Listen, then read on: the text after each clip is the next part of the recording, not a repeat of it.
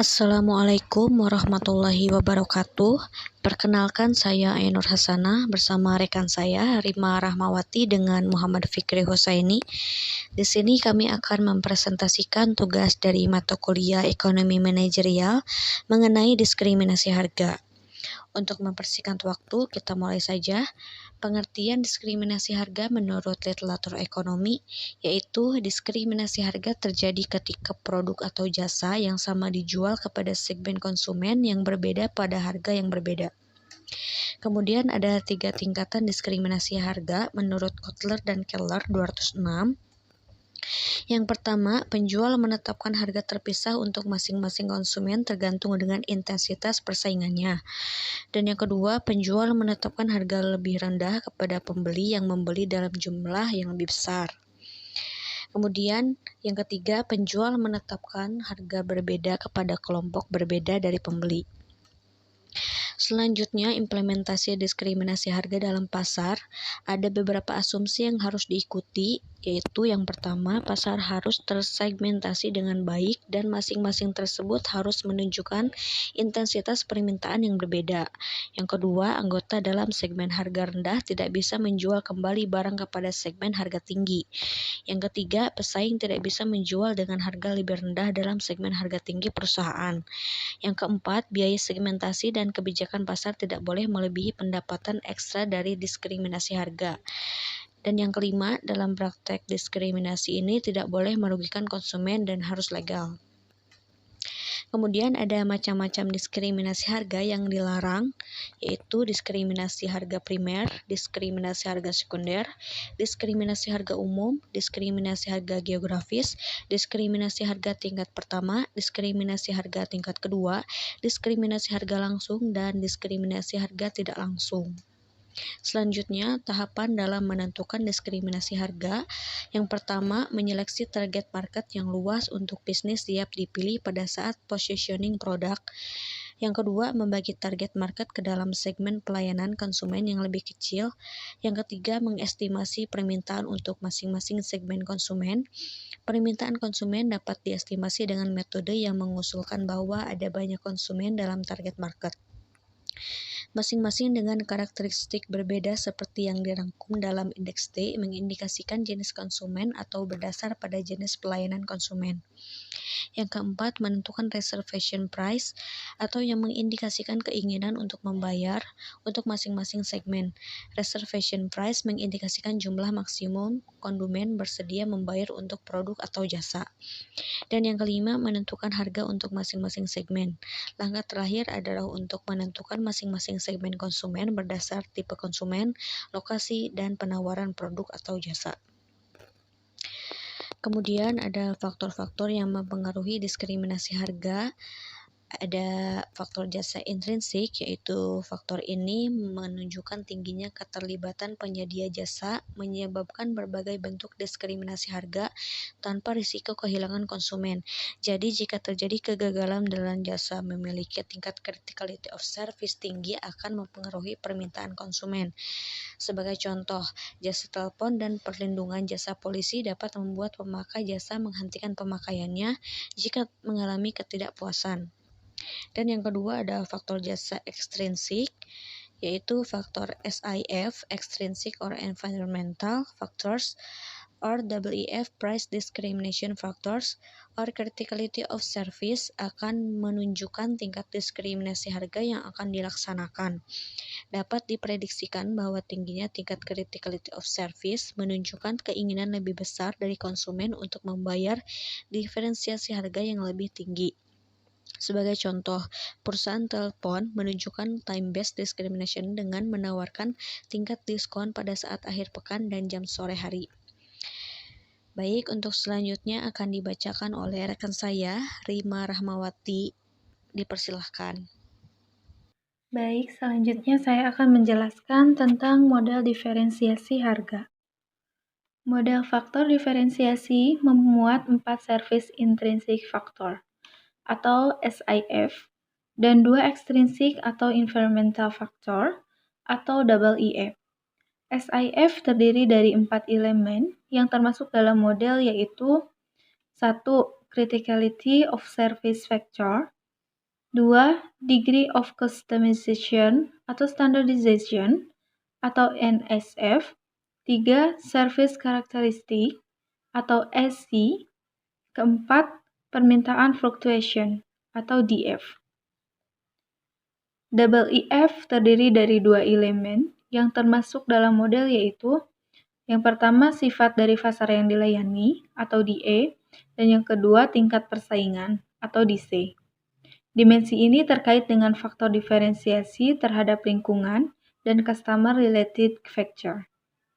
Untuk mendapatkan faktor diferensiasi atau R, SIF, dan double EF, pertama kali dievaluasi secara terpisah dengan cara sebagai berikut. SIF sama dengan A dikali CF tambah B kali NSF tambah C kali SC tambah D kali DF dibagi A tambah B tambah C tambah D. Sedangkan double EF, XX DE tambah Y kali DC dibagi X tambah Y, di mana A, B, C, D, dan XY adalah bobot relatif atau kepentingan dari masing-masing 6 dimensi dalam menyimpulkan nilai dari skor SIF dan double EF. Selanjutnya saya akan menjelaskan tentang arti dan kondisi terjadinya diskriminasi harga. Diskriminasi harga adalah strategi mikroekonomi yang banyak dijalankan oleh para produsen. Dalam diskriminasi harga, sebuah produk dijual dengan harga yang berbeda, di pasar yang berbeda. Jadi, untuk satu produk yang sama, dua orang pembeli bisa mendapatkan harga yang berbeda. Ini hanya mungkin jika yang pertama, penjual memiliki kekuatan pasar atau kekuatan monopoli. Kedua, penjual dapat mengidentifikasi pelanggan. Ketiga, pelanggan tidak dapat menjual kembali barang tersebut atau jika dapat menjual akan mahal untuk melakukannya. Keempat, ada ketidaksempurnaan informasi di pasar. Selanjutnya saya akan menjelaskan tentang efek terhadap surplus konsumen.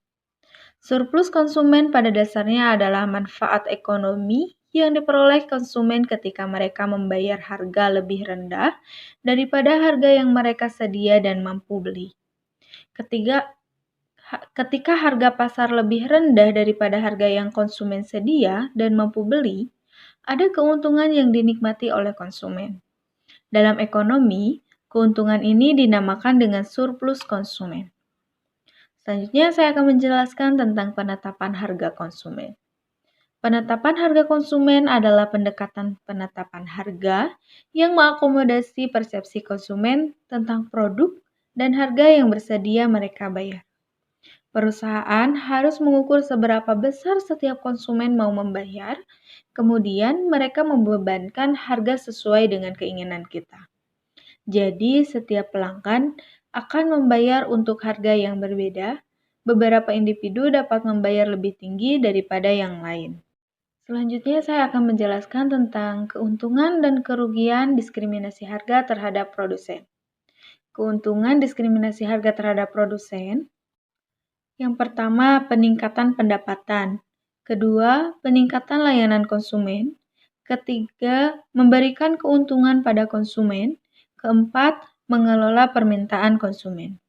Sedangkan kerugian diskriminasi harga terhadap konsumen adalah yang pertama, harga terlalu tinggi untuk beberapa orang. Kedua, surplus konsumen menurun. Ketiga, ketidakadilan bagi konsumen. Keempat, biaya administratif.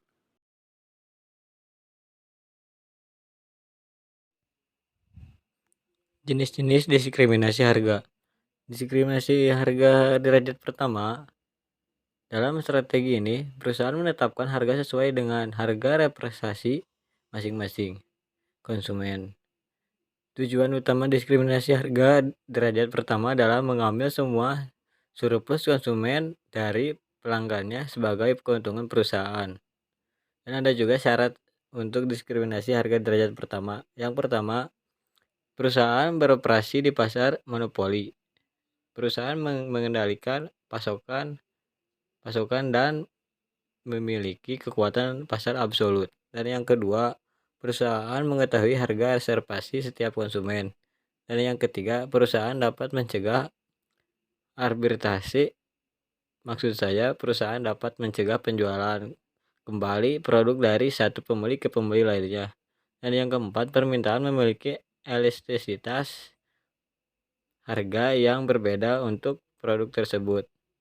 Dan diskriminasi harga derajat kedua adalah diskriminasi harga di mana penjual membebankan harga yang berbeda untuk jumlah produk yang berbeda. Alasan dan dasar logis diskriminasi harga tingkat kedua.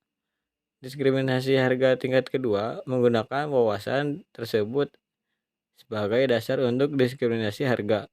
Dalam hal ini, kuantitas yang dibeli adalah refleksi dari harga maksimum yang bersedia dan mampu pelanggan bayar. Dan diskriminasi harga tingkat ketiga adalah menetapkan harga yang berbeda untuk berbentuk kelompok konsumen untuk barang yang sama. Implikasi diskriminasi harga tingkat ketiga, pengelompokan mungkin didasarkan oleh faktor geografis atau lokasi. Selain itu, identifikasi juga dapat didasarkan pada karakteristik tertentu seperti usia, jenis kelamin, dan waktu penggunaan. Dan ada juga diskriminasi harga sempurna. Diskriminasi harga sempurna adalah strategi diskriminasi dalam penjualan membebankan harga tertinggi yang bersedia dan mampu dibayar oleh masing-masing konsumen. Ini juga dikenal dengan diskriminasi harga tingkat pertama. Asumsi diskriminasi harga sempurna, diskriminasi harga pada dasarnya berarti menerapkan harga yang berbeda untuk produk yang sama. Biasanya perusahaan memiliki insentif untuk memotong harga untuk kelompok konsumen yang sensitif terhadap harga. Permintaan elastisitas. Penerapan diskriminasi harga diterapkan oleh banyak industri dan perusahaan berdasarkan contoh penerapan diskriminasi harga adalah sebagai berikut. Yang pertama ada juga industri transportasi, dan yang kedua harga retail, dan yang ketiga kupon, dan yang keempat ada juga harga premium. Sekian dan terima kasih.